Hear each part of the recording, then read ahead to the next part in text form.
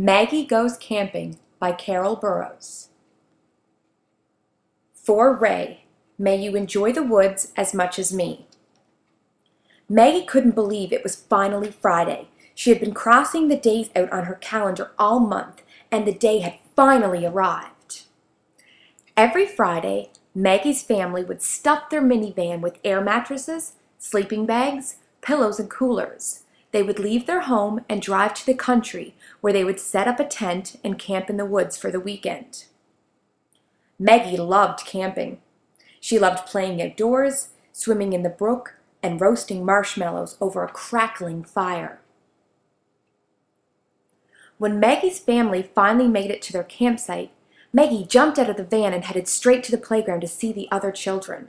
"Be careful at the playground, Maggie, and don't go into the woods alone," her mother called after her. As Maggie made her way excitedly to the playground, something caught her eye. What was that? Maggie wondered as she scanned the forest. Maggie tiptoed to the edge of the woods and peered over a tall stand of ferns. As she pulled the feathery leaves apart, she held her breath, closed her eyes, and stepped into the forest alone. As far as the eye could see, there were trees and bushes and plants and flowers of every different size, shape, and color. Maggie wondered why her mother always warned her about going in the woods alone. It looked like such a fun, magical place. As Maggie made her way deeper into the forest, she found herself chasing butterflies and picking flowers of every color of the rainbow. What fun it is to run through the forest, Maggie thought. Then she heard something wonderful. She dropped the flower she was holding and ran towards the sound of water until she came to the most beautiful waterfall she had ever seen. Maggie took off her shoes, splashed in the water, and brought handfuls of water to her lips. "This is the best day ever!" she exclaimed aloud. When Maggie finished playing in the water, she put her shoes on and noticed that it was starting to get dark. "I'd better get back," Maggie thought. "Supper will soon be ready." Maggie started walking through the forest, but noticed it wasn't so pretty anymore. The butterflies were gone, the songbirds were quiet, and there were even shadows everywhere. The further Maggie walked, the darker it got, and Maggie started to get scared. "Oh no, I'm lost," Maggie thought. "What am I going to do?" Just then, the large oak tree beside her creaked and swayed in the breeze.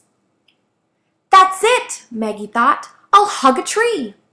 She was remembering an activity sheet she colored at school. A police officer gave one to all of her classmates after visiting their school last month.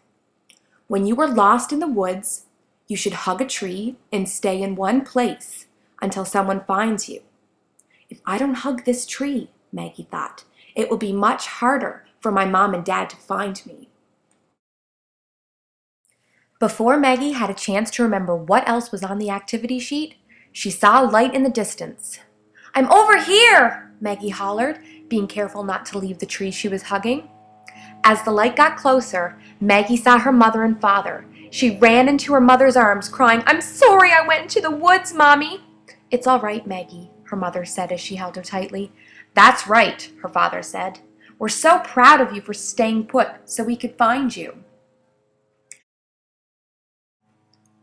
Maggie wiped her eyes with the back of her sleeves, held onto her parents' hands, and walked out of the woods. The end. Hi, my name is Carol Burroughs, and I'm a teacher in training at St. Thomas University. I love camping and hiking in the woods, but I never go alone. I always bring a friend, my dog, and a book bag with water, food, and a whistle. I hope you enjoyed reading my book with me.